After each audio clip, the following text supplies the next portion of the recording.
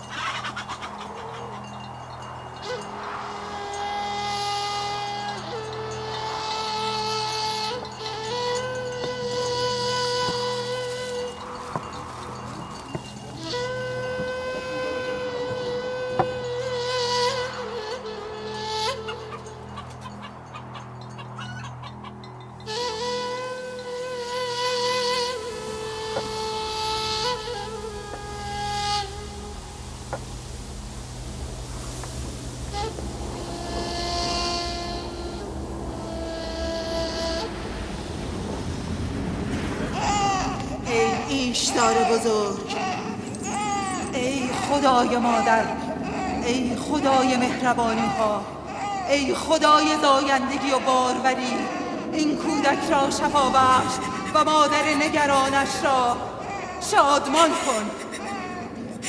مادر این کودک عهد می کند به درگاهت هدایای گرانبها تقدیم کند.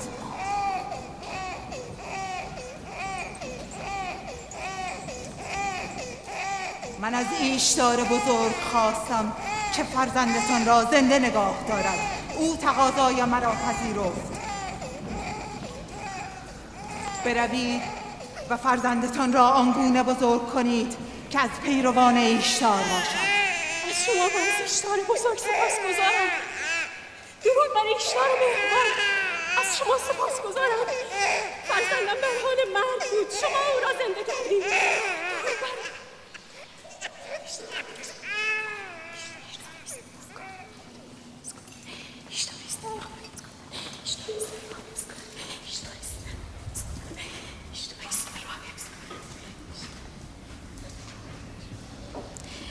بیشک این کودک نیست، چون فرزند ما شفا خواهد یافت. ایشتار خدای مهربان و قدرتمندی است، حتما او را نیز شفا خواهد داد. حتما همینطور است. برویم. شما را چه می شود؟ شما که خود مسجود ملائک هستید، سجده به پیشگاه مصنوع خویش میبرید؟ هستی همه تسلیم و منقاد انسان است، آنگاه شما سر تسلیم در برابر سنگ بیجان فرود میآورید. تو این سخنان را از نزد خود میگویی و بیهوده به خدایان ما اهانت میکنی. من از نزد خود نمیگویم. من فرستاده خدا و سخنانم از کتاب خداست. این کتاب آسمانی صحف است که بر جد من ابراهیم پیامبر نازل شده. من پیرو دین او و مروج و مبلغ این کتاب هستم. از خود نمیگویم. در آن کتاب آسمانی نوشته شده که به خدایان ما اهانت کنی؟ اهانت نمی کنم، سوال می کنم. اگر میدانید پاسخ بدهید، اگر نمیدانید بپذیرید. از شما میپرسم، تندیس های معبد ایشتار خالق شما هستند یا مخلوق شما؟ ایشتار بر شما سیطره دارد یا شما بر ایشتار؟ ایشتار بر شما فرمان میراند یا شما بر او؟ اگر ایشتار سنگی ضعیف و ناتوان است، پس چگونه فرزند مرا شفا داد؟ راست میگوید، ما هم دیدیم. آری حقیقت دارد. ایشتار فرزند او را شفا داد. من دیدم.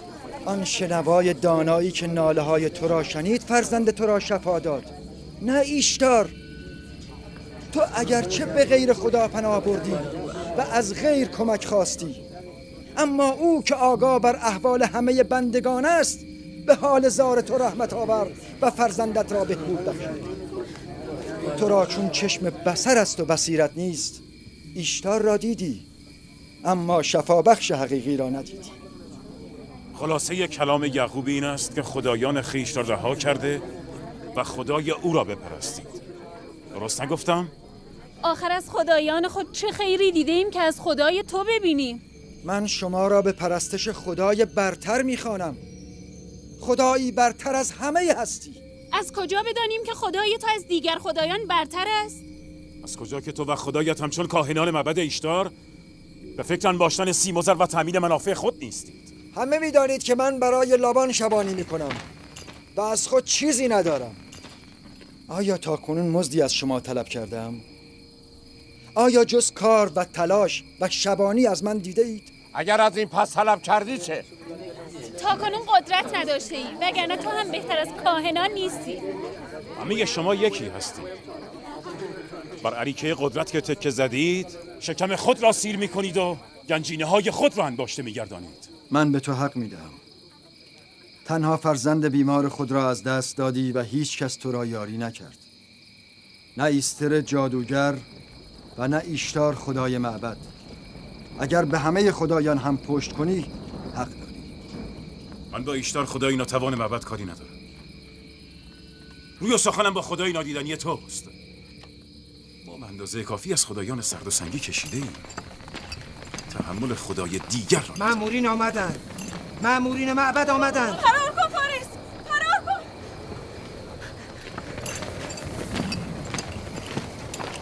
از آن طرف. بروید دستگیرش کنید. نگذارید فرار کنه. بروید.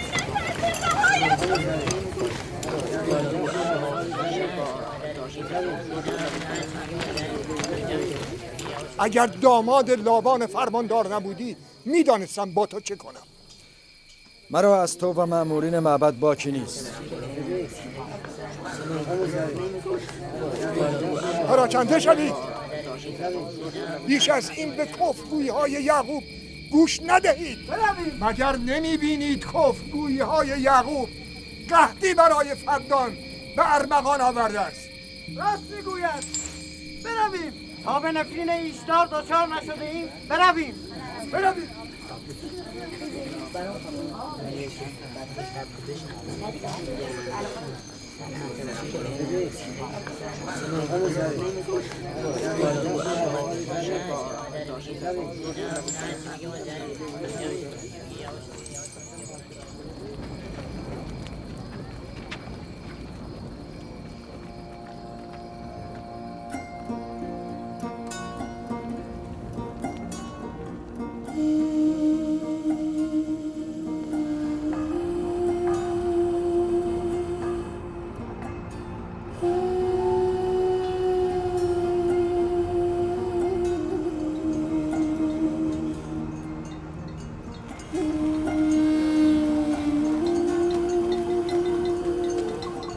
اگر به زودی باران نبارد تمام محصول مردم پدان از بین میرود.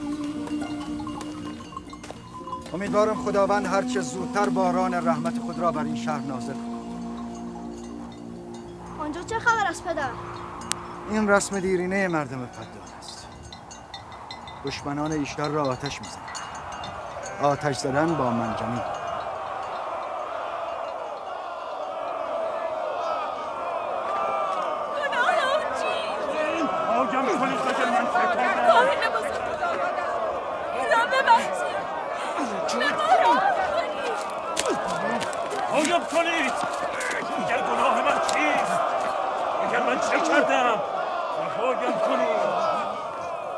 شما همینجا گله را نگه دارید، من ببینم چه خبر است.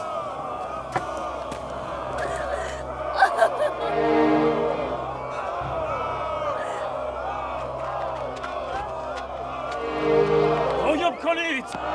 به ما راه کنید! اگر من چه کردم؟ رهایم کنید!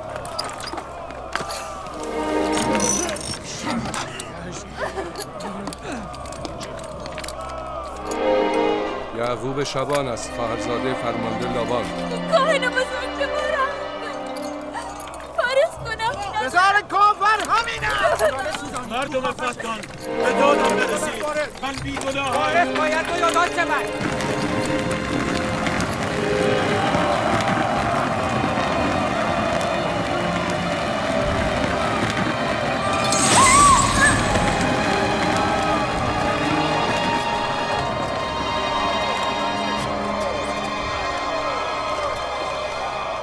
من بیگناهم.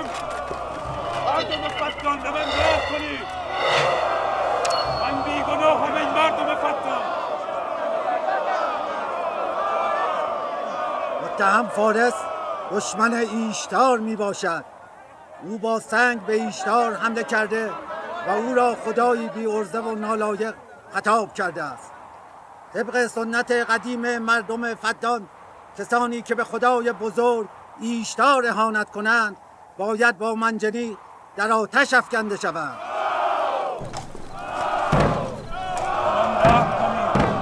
اگر گناه من چیست؟ از حق خود دفاع کردم. مردم فدان به من رحم کنید. بیچاره فارس. من بیگناهم. به من رحم کنید. به من رحم کنید. مردم فدان. گناه من چیست؟ گناه من چیست؟ من بیگناهم.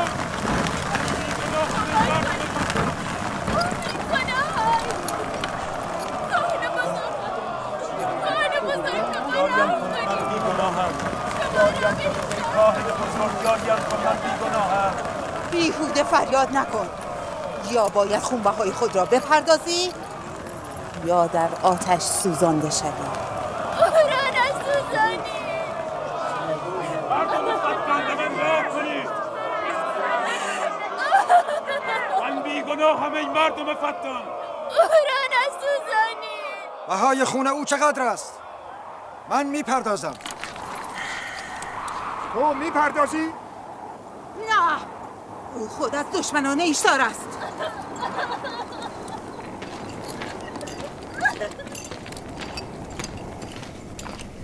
تو خود از دشمنان ایشتار هستی. ابتدا باید بهای خون خود را بپردازی. پس چرا مرا دستگیر نمی کنید؟ مجازات منجنیق با آتش در خاندان من پیشینه دیرینه دارد. پدر بزرگ من ابراهیم هم یک بار به دستور نمرود در آتش افکنده شده است. اگر تاکنون دستگیر نشده ای به خاطر فرماندار است، چون هم داماد او و هم خواهرزادش است. پس منسوبین به حکومت و فرماندار می توانند به خدایان اهانت کنند و مجازات نشوند. دستگیرش کنید و چون پدر بزرگش در آتش بیافکنید.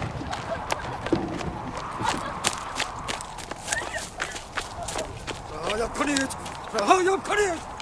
گفتم رهایم کنید! رهای! اینجا چه خبر است؟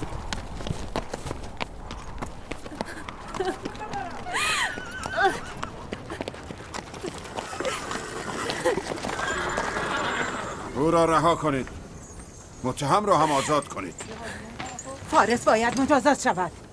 وقتی یعقوب خونبهای او را میپردازد حق ندارید او را مجازات کنید.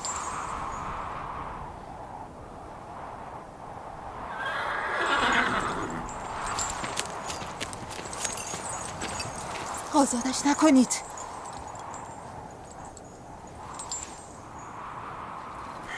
یعقوب، تو باید 500 دینار بابت خونبهای فارس بپردازی. مانعی نیست، من این پول را خواهم پرداخت.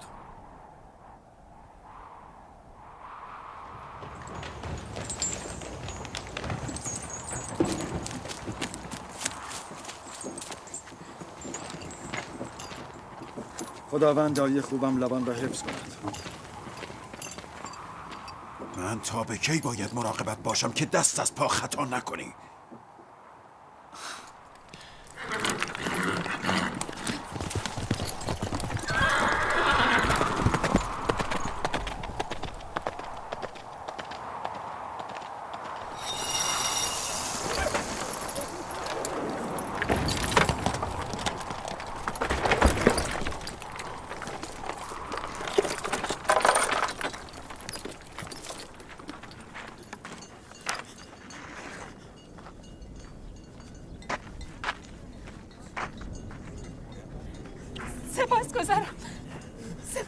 چه میکنی؟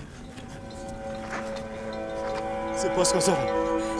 تا زمانی که خونبهای خود را پرداخت نکردم برایت سعی و تلاش خواهم کرد. برایت کار خواهم کرد. تو خاندان فارس را نجات دادی. تو زندگی ما را نجات دادی. برویم.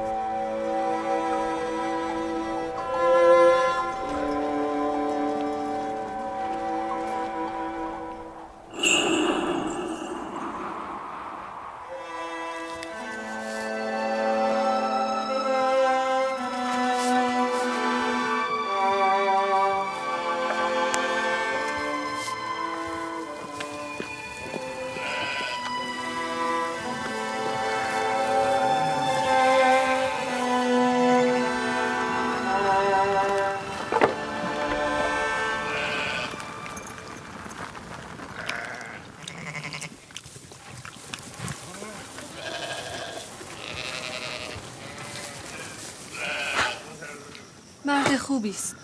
بیچاره مدام زحمت میکشد. سال هاست که ایشتار از مردم فدان و بابل قربانی میگیرد. اگر پدرت لابان به دادمان نرسیده بود هر دویمان را میسوزاندند. فارس به خاطر نجات جانش باید ایشتار پرستی را رها کرده یکتا پرست شود. شده است راهیل، شده است. از لحظه ای که از مرگ نجات یافته یکتا پرست شده است. مسافر ما کی از راه میرسد؟ به زودی یا نبی خدا، چیزی نمانده. سال هاست در انتظار فرزندی از تو هستم. اگر خدا بخواهد به زودی این انتظار پایان می‌یابد.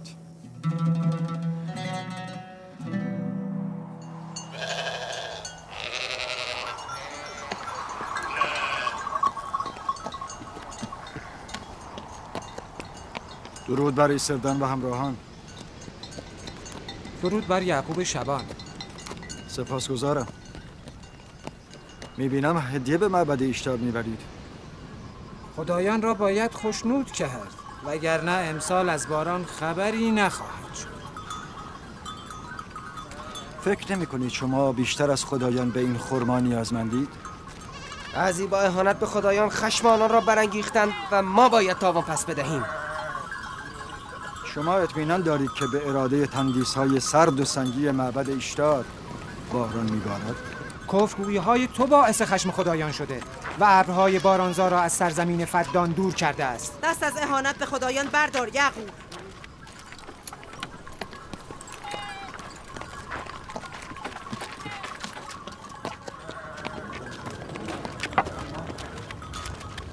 این چه ستم با خویشتن است که خداوند قادر مطلق را نهاده تندیس‌های سرد و ضعیف را می‌پرستید؟ چرا زمین فسرده جان خویش را با نور ایمان به خداوند یکتا گرمی نمی‌بخشید؟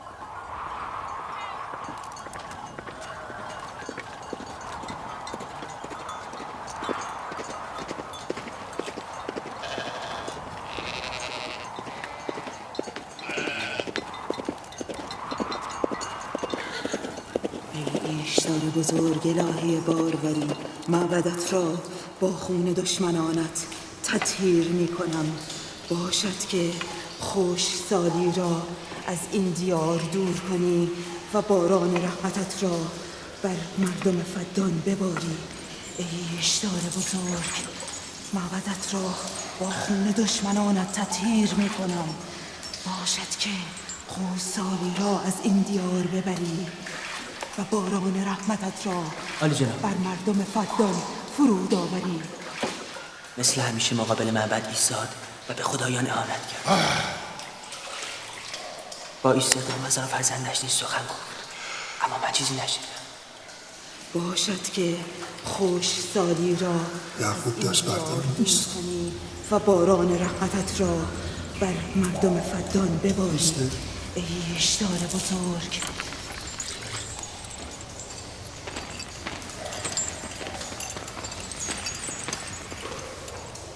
باز هم یعقوب شروع کرده است.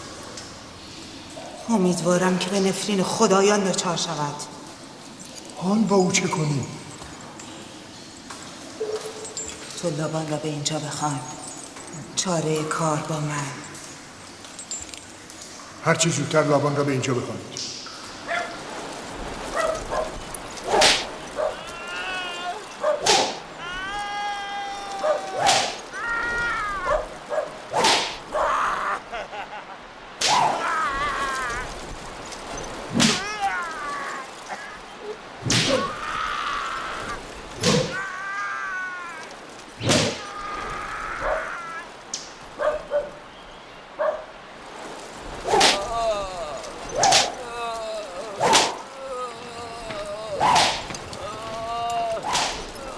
عالی جناب، بزرگ کاهنان معبد ایشتار از شما دعوت کرده که به دیدار ایشان بیایید. امر مهمی است؟ بله جناب فرمان. دست نگه دارید.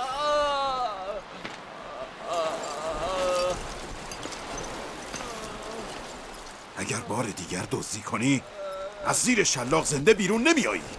قول میدم دیگر غلط میکنم. بازش کنید. با من بیا.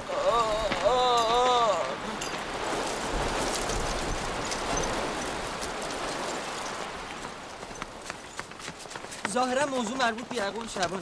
اعمال یعقوب به خودش مربوط است. من پاسخگو نیستم. او بر علیه خدایان سخن. این هم وظیفه کاهنان است که به او پاسخ درست بدهند. اگر توان پاسخگویی ندارید چرا مزاحم من میشوید؟ خدای خدایان ایشتار بزرگ خشمگین است. من وقتی میبینم خوشسالی و مرگ مردم فدان را فرا خواهد گرفت. مادران داغ دیده میبینم. منتظر باشی. کاهن بزرگ را خبر. ایشتار را به خشم آوردند. ایشتار کفر و اهانت را در حق خود بر نمیتابد. کسی ایشتار را به خشم آورده است.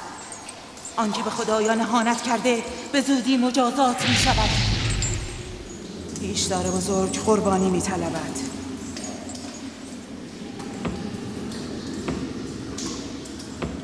بابا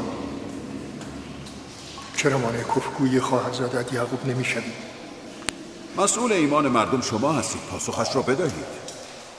من فرماندارم نه کاهن. اعمال یعقوب به خودش مربوط است. اما او خواهرزاده و شوهر دختران شماست. من مسئول آرامش و امنیت فدان هستم، نه مسئول نظارت بر اعمال خواهرزادم. همین دلیل باید او را ساکت کنید. او آرامش فدان را به هم زده است. آرامش را به فدان بازگردان. به زودی قحطی همه فدان را فرا خواهد گرفت و یعقوب عامل همه این بدبختی است. چگونه است که یعقوب تاکنون موجب وفور نعمت و ازدیاد گوسفندان من بوده، ولی اکنون باعث قحطی و بدبختی فدان شده است؟ از آن رو که اکنون یعقوب به خدایان کفر می‌ورزد. پیشتر هم او به خدایان بابل ایمان نداشت. چرا آن موقع عقیده خود را پنهان می‌داشت، اما اکنون ابراز می‌دارد. باش در ملأ عام به ایشتار اهانت می‌کند. باید او را وادار به سکوت نمایی. باید؟ آره باید. فکر می‌کنی دولت بابل برای چه تو را اینجا منصوب کرده است؟ پس می‌دانی چه کسی مرا به فرمانداری منصوب کرده است؟ بهتر است این را هم بدانید که من از دولت بابل فرمان میگیرم، نه از شما و نه از معبد ایشتار. پس اشکالی ندارد اگر کاهن اعظم معبد ایشتار در بابل از این ماجرا مطلع شوند.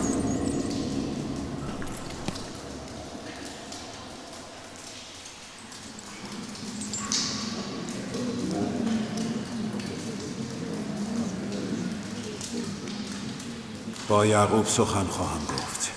به یعقوب بگو اگر خطری از جانب او من و خانواده‌ام را تهدید کند تمام خاندانش را به آتش خواهم کشید. طوله‌ای که قبل از پدر مادرش باز کند زودتر به دست گرگ دریده می شود. مواظب زبانت باش.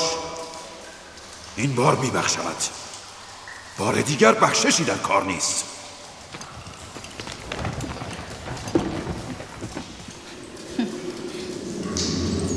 اگر قحطی موجب از بین رفتن محصول من شود یعقوب و خانواده‌اش را زنده نخواهم گذاشت. همین حالا هم به محصول امسال امیدی نیست.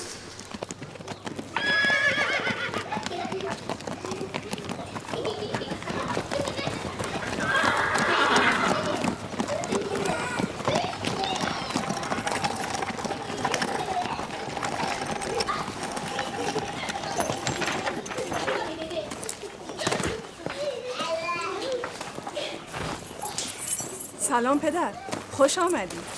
سلام پدر، چه عجب. بزرگ فدان آرام و فرماندار شهر فرصتی یافته و به دیدار دخترانش آمده است. این یعقوب دست بردار نیست؟ چه شده پدر؟ باز هم کاهنان معبد ایشتار از یعقوب شکایت کردند. یعنی این همه بلوایی که در فدان به راه افتاده دسیسه کاهنان است و یعقوب هیچ خطایی مرتکب نشده؟ شما خوب می‌دانید که یعقوب جز انجام رسالت و ادای تکلیف کاری نمی‌کند. او را با آیین چند هزار ساله معبد ایشتار چه کار؟ اگر او می‌خواهد از دین پدر بزرگش بگوید، خب بگوید. اصلاً خاندان مرا هم تبلیغ کند. اما اهانت به اعتقادات مردم چرا؟ شما اشتباه می‌کنید پدر. آنها همین تبلیغ را نیز بر نمیتابند. پدر، یعقوب مأمور ابلاغ آیین یکتاپرستی است. آیین پدرش اسحاق و پدر بزرگش ابراهیم. شما نیز مسئول حفظ آرامش و امنیت مردم فدان هستید. او به وظیفه‌اش عمل می‌کند، شما نیز به وظیفه خود عمل کنید. شما هم مثل او سخت سر و بی‌پروا شده اید. اگر من بخواهم به وظیفه‌ام عمل کنم که شما باید آواره کوه و بیابان شوید. پدر، من و خواهرم لیا بدین همسر خود هستیم و در ترویج آیین یکتاپرستی از او حمایت خواهیم کرد. شما همه دیوانه شده اید؟ چرا به فکر موقعیت من نیستید؟ میدانید اگر کاهن بزرگ معبد ایشتار در بابل بداند که خواهرزاده من در فدان بر علیه معبد ایشتار تبلیغ می کند، چه بر سر من خواهد آورد؟ قدرت خدای یعقوب فراتر از قدرت ارباب معابد بابل است. پس سزاوار است که ما و شما از خدای خیش بیمناک باشیم، نه از خدایان سنگی. من نه با خدای او کار دارم نه با خدای اینان. فقط میگویم یعقوب حق ندارد موقعیت مرا در فدان متزلزل کند. چه شد راهیل؟ راهیل راهیل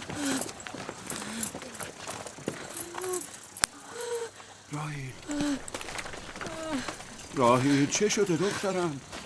چرا رنگت پریده؟ وقتش رسیده. بله، قابله را خبر کن. کمک کنید. فارس؟ بله عالی جناب. به دشت جدون برو و یعقوب را بگو که زود به اینجا بیاید. عجله کن. با اسب من برو.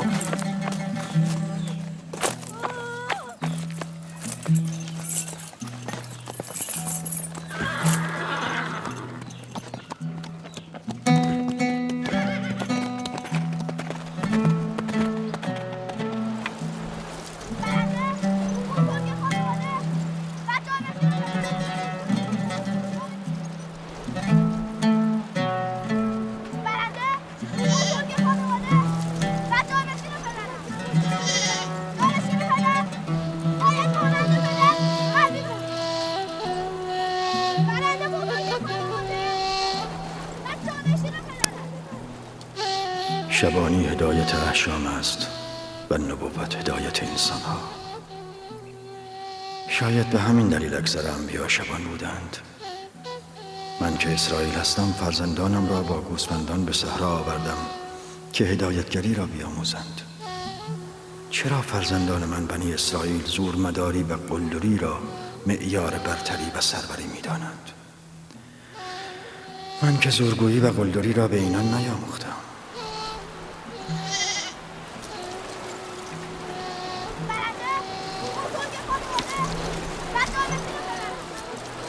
برخیزید! برخیزید! برخیز شما! برخیز! جانشین من و بزرگ خانواده کسی است که خدا را بیش از همه دوست داشته باشد، نه آن که زورش بیش از همه باشد. ابراهیم و اسحاق بهترین بودند، نه قدرتمندترین.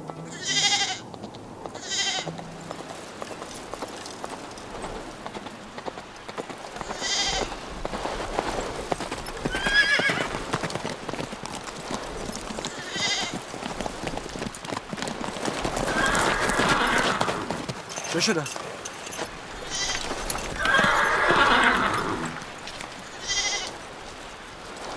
شماها گله را بیاورید.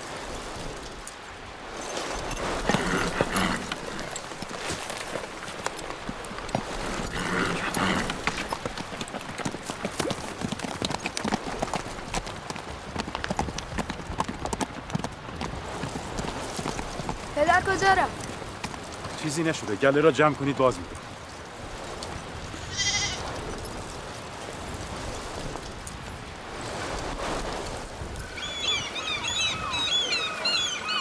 بله. راهیل هوای توست؟ بله. ببینم رابطه تو با راهیل خوب است؟ خوب بوده. تا امروز که فرزند نداشت هم راهیل با من خوب بود هم یعقوب. اگر آنها صاحب فرزند شود میدانم که هیچ یک برای من ارزشی قائل نخواهند شد. چرا این گونه فکر میکنی؟ یعقوب و راهیل انسانهای بسیار خوبی هستند. یعقوب راهیل را خیلی دوست دارد اگر بچه‌ای هم از او داشته باشد او را بر همه همسرانش سروری خواهد داد. مگر او چند همسر دارد؟ 4 همسر، من و لیا و زلفا و راهی. همه همسران؟ آری، من و لیا و زلفا را دیگر فراموش خواهد کرد. عجله کن، اگر دیر برسیم همه تقصیرها به گردن من میافتد. من گمان نمی‌کنم. یعقوب مرد عادل و مهربانی. اگر به جای حسادت کمی بر محبت خود بیفزایی، هنوز هم تو را دوست خواهد داشت.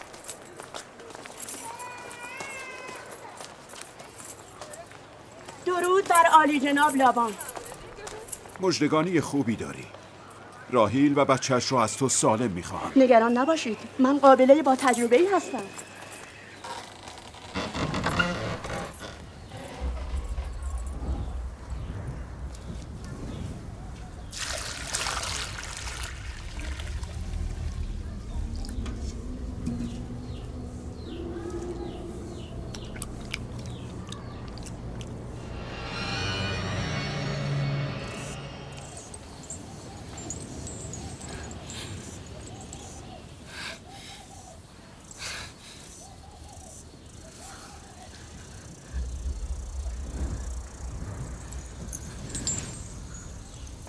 نگران نباش، خداوند بزرگ و مهربان است.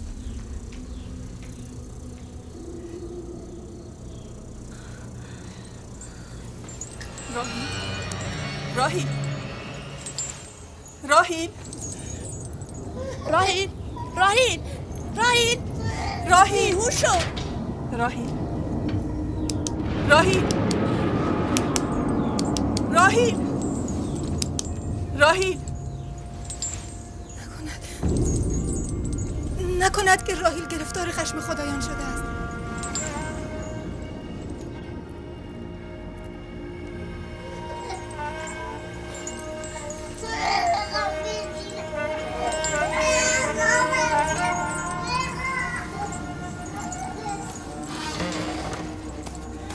این بچه رو بگیرید.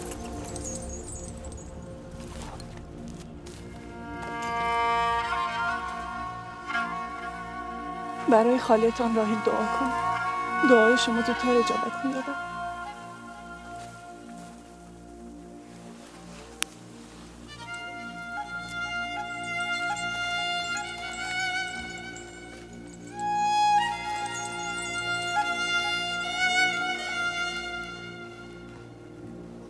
پس چرا کاری نمی کنید؟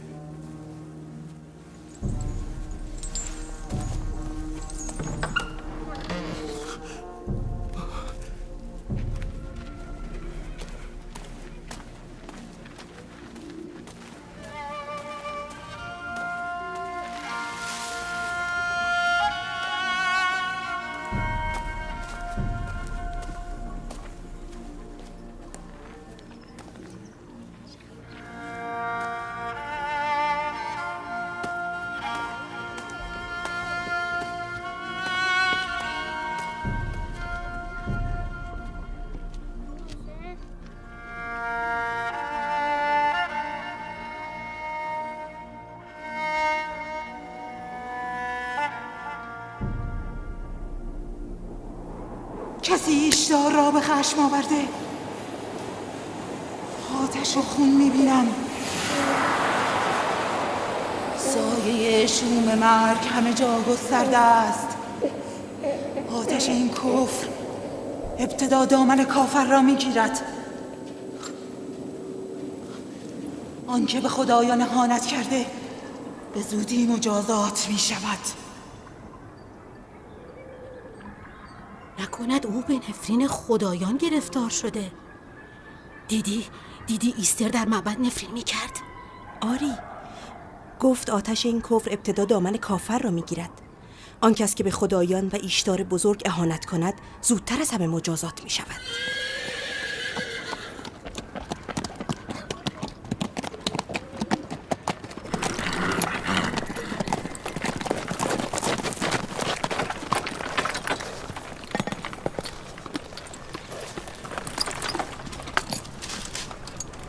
حال راهیل چطور است؟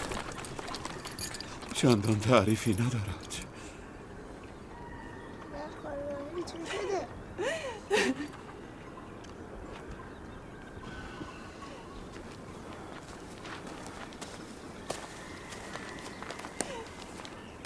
کاری بکنی. حال راحیل خوب نیست. آرام باشید. ما خدا را داریم. هر آنچه که او اراده کند همان خواهد شد. مردم به تن و کنایه میگویند او به نفرین ایشتار و جادوی ایستر دچار شده است. بسیار خوب. حال ببینیم خدای راحیل و فرزندش بزرگتر و قوی‌تر است یا خدای ایستر. مراقب راحیل باشید. من باز میگردم. کجا می روید؟ ما را در این حال تنها نگذارید. آرام باشید.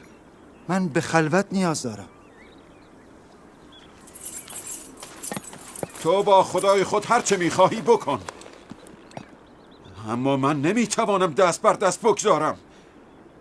طبیبی، دارویی، درمانی، کاری باید کرد. من نیز به سراغ طبیب میروم.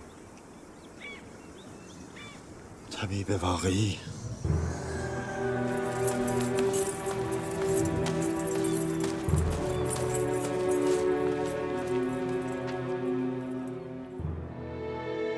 او هم بلای جان مردم فدان شده، هم بلای جان دختران من. نمیدانم با او چه کنم.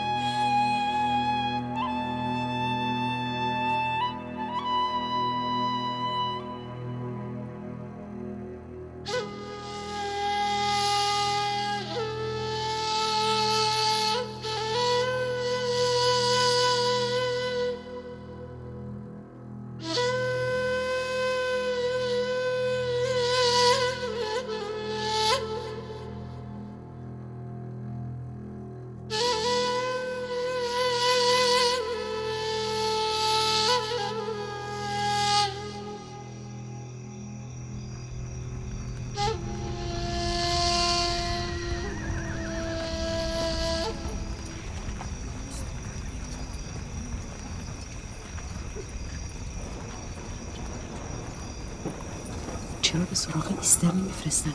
قابلی توانایی است. راست میگویی. جناب لابان، به سراغ ایستر بفرستید. اگر او بیاید قابله توانایی است.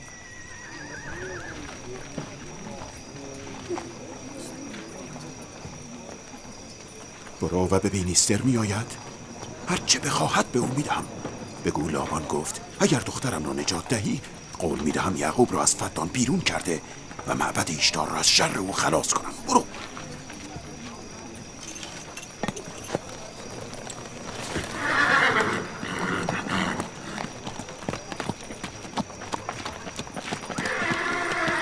یعقوب به نفرین خدایان بابل گرفتار شده. سزای کفر به ایشتار بزرگ همین است. ببر صدایت را!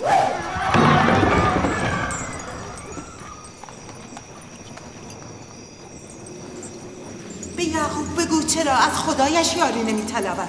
اگر من به جای او بودم به هنگام گرفتاری خدایم را فراموش نمی‌کردم. جناب لابان مرا فرستاده، نه یعقوب. او قول داده اگر دخترش را نجات دهی یعقوب را از فدان بیرون کند. به نظر من موقعیت خوبی است. مردم فدان باید قدرت ایشتار بزرگ و توانایی ایستر ساحره معبد را بدانند. اگر راحیل را نجات دهی بی تردید ایمان مردم فدان بیشتر شده، اینجا را پر از زر و سیم خواهند کرد. مرگ راحیل نیز همین نتیجه را دارد. پس بگذار بمیرد. بسیار. برو همین را به مردم بگو مرگ راحیل به خاطر کفر به ایشتار بوده. بگو که نتیجه یکتاپرستی و نادیده گرفتن ایشتار جز این نمی باشه. چه زیباست اگر با مرگ راحیل و فرزندش باران نیز بر فدان ببارد.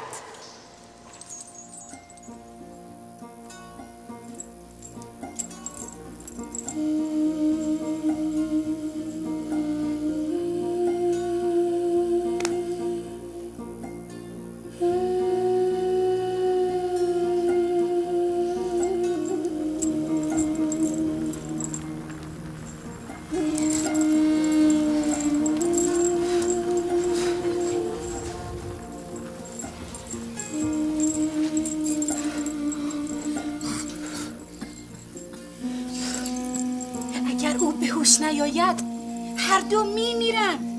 این دو را میکشد، به هوش نمیآورد.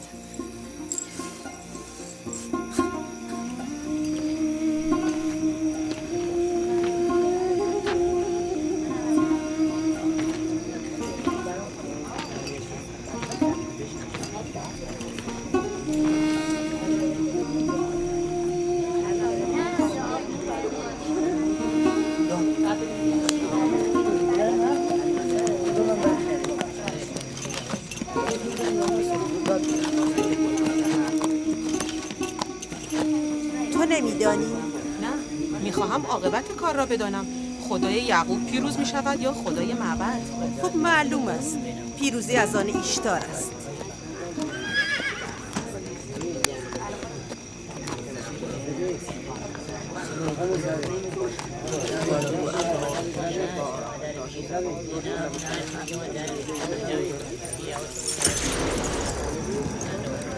لابان، اسباب زحمت من شده ای که چه؟